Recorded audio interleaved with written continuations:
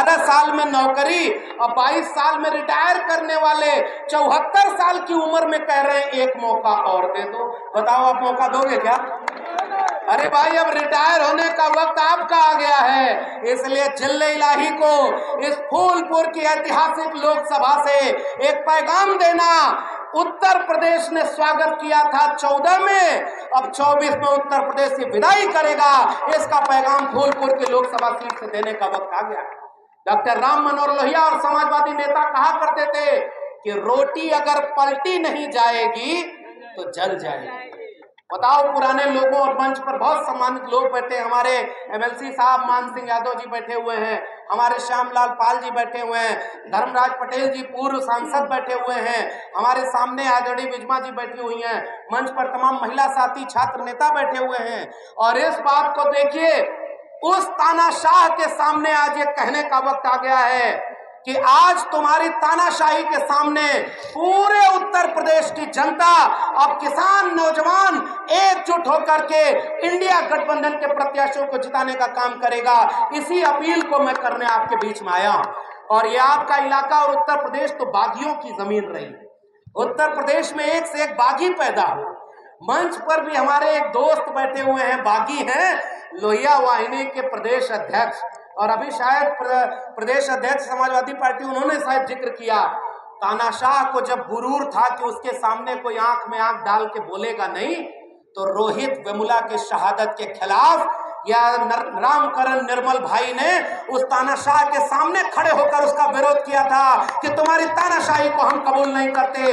आज वो समाजवादी पार्टी में लोहिया वाहिनी के प्रदेश अध्यक्ष, और इसलिए ये लोहिया वाहिनी के लोगों ने कार्यक्रम किया है, नवीन यादव ने कार्यक्रम किया है, तमाम इनके साथियों ने कार्यक्रम किया है। इसके मुख्य अतिथि अगर बनाए गए हैं तो श्यामलाल पाल जी बनाए गए हैं। और हम किसका प्रत्याशी हैं? वोट मांगने आए हैं आदरणीय अमरपाल सिंह। ये है पीडीए, और इस पीडीए के मंच की एकता को हमें बरकरार रखना और अखिलेश जी को यकीन दिलाना। एक बार की छोटी सी बात है, विदा लूंगा, क्योंकि हम जानते हैं कि हमारे प्रत्याशी जी का एक एक मिनट कीमती है। आदरणीय प्रदेश अध्यक्ष जी बैठे हुए हैं, एक एक मिनट उनका कीमती है। ऐसे कठिन मौके पर उनको प्रदेश अध्यक्ष बनाया गया है, उन्हें पूरे प्रदेश में देखना है। इसलिए मैं एक बात कहना चाहता हूं, मैनिफेस्टो बन रहा था, मैं समाजवादी पार्टी के मैनिफेस्टो बनाने की टीम में था। ये अपने प्रचार के लिए नहीं कह रहा। राष्ट्रीय अध्यक्ष जी ने कहा कि इस विचारधारा को, समाजवाद की विचारधारा को, जो तुम बाहर कहते हो बाबा साहब अम्बेडकर की विचारधारा को, ये झलकना चाहिए कि पीडीए हमारे विचारधारा में। आप अगर समाजवादी पार्टी का मैनिफेस्टो खोजेंगे तो उसमें है ही ये लिखा हुआ कि इस बार पीडीए सरकार, और पीडीए की सरकार बनाने के लिए उन्होंने कहा कि पिछड़ा, दलित और अल्पसंख्यक और गरीब कमजोर किसान नौजवान, इन सब के दुख दर्द का इलाज करना इस बार इंडिया गठबंधन के लोगों ने ठाना है। बताओ फूलपुर के लोगों कि आप अपनी बीमारी का इलाज कराना चाहते हैं। इसलिए बहुत लंबी चौड़ी बात करने की बजाय आपसे हम ये अपील करेंगे, पहला ही नंबर है आदरणीय अमरनाथ सिंह मौर्य जी का। आदरणीय अमरनाथ सिंह मौर्य जी का कौन सा बैलेट नंबर है? तो बताओ, फूलपुर लोकसभा से पूरे उत्तर प्रदेश में पहली जीत होगी कि नहीं होगी? एक एक वोट साइकिल पर पड़ेगा कि नहीं? आम आदमी पार्टी के भी बहुत सारे नेता और कार्यकर्ता होंगे हमारे बीच में, कांग्रेस पार्टी के बहुत सारे बड़े सम्मानित नेता और कार्यकर्ता लोग होंगे। बताइए, आज फैसले की घड़ी है। अब ज्यादा वक्त न लेकर के केवल एक बात कहूंगा, जब मैनिफेस्टो बन गया तो आदरणीय अखिलेश जी ने कहा कि एक बात सोच कर देखो कि बीजेपी का लड़ाई का मुद्दा क्या है। मटन, मछली, मंगलसूत्र, मुसलमान। कल तक कहते थे कि देश खतरे में है, अब प्रधानमंत्री बोलते हैं कि आपकी भैंस खतरे में है। बताओ, भैंस पालने वाले, गाय पालने वाले, बकरी चराने वाले, हाथ से काम करने वाले, मेहनत करने वाले, हसुआ बरसा चलाने वाले, फरसा कुदाल चलाने वाले, तमाम पाल, गडेरिया, अहिर, कुर्मी, कोयरी, निषाद, मल्ला और तमाम ये जातियां जिनको इन्होंने जातियों में बांट दिया। बताओ, आप सब लोग, हम सब का दर्द एक है कि नहीं एक है? और अगर हम सब का दर्द एक है तो दवा भी एक होगी कि नहीं? इसलिए आज एक वादा करो, पूरे आप इलाहाबाद में कोई मनमुटाव होना विवाद होगा, आज सारा विवाद खत्म करके ये 90% लोग एक होकर के आदरणीय अमरनाथ सिंह मौर्य जी को जिताने का काम करेंगे कि नहीं? ये हमारी ओर से भी हम हाथ जोड़कर विनती करने आए।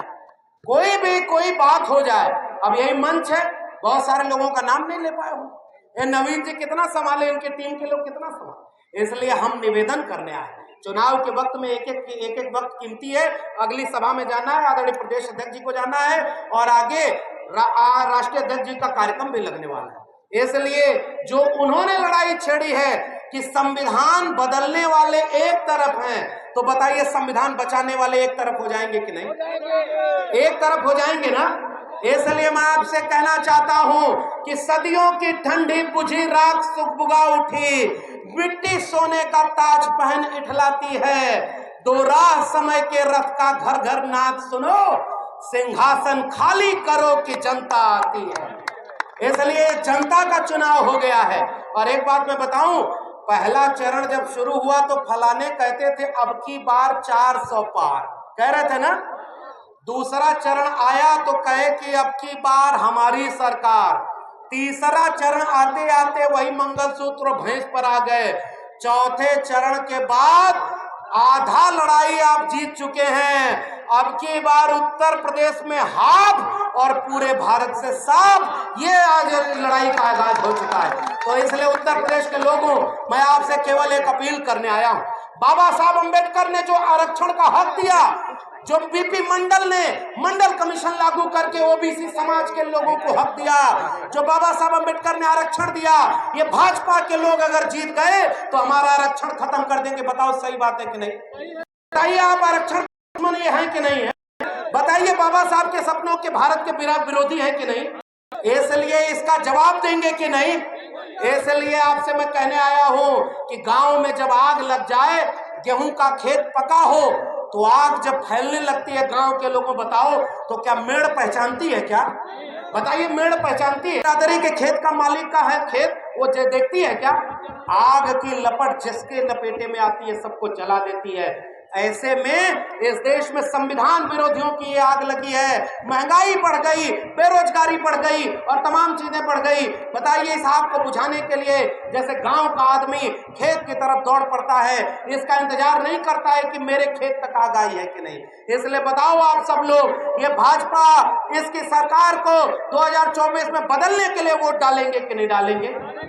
आखिरी वाक्य, 25 तारीख को वोट पड़ना है। 25 तारीख को जब वोट पड़े तो जरा सजग रहिएगा। बढ़ गई, पता है